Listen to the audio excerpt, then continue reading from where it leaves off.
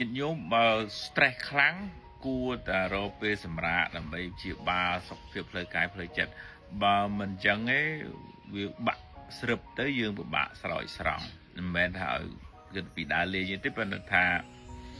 សំខាន់រឿងគេងអ្នកកើតជំងឺនឹងច្រើនតែគេងមិនលក់ហើយនឹងញ៉ាំអាចអត់ឃ្លានឬក៏ញ៉ាំទៅពីទៅប្រទេសទៅបដាហើយនឹងសកម្មភាពផ្លូវកាយព្រោះជំងឺនោះវាធ្វើឲ្យយើងចេះខ្ជិលស្ទូអត់ងើបអត់ចេញដើរទៅណាវាអត់ត្រូវពលឺថ្ងៃអត់ត្រូវខ្យល់ចឹងវាជន់យើងមកដោយហើយចូលចិត្តបន្ទោសខ្លួនឯងចូលចិត្តបន្ទោសគេជុំវិញខ្លួនមានគំនិតអវិជ្ជមានអានោះវារឹតតែជន់ទៅតែតើឡើងងើបចេញធ្វើសកម្មភាពហាត់ប្រាណធ្វើម៉េចបិទទូរស័ព្ទអី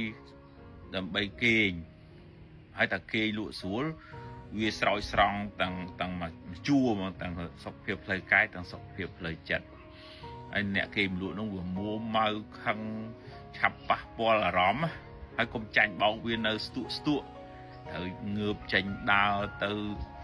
ធ្វើនេះធ្វើនោះមានសកម្មភាព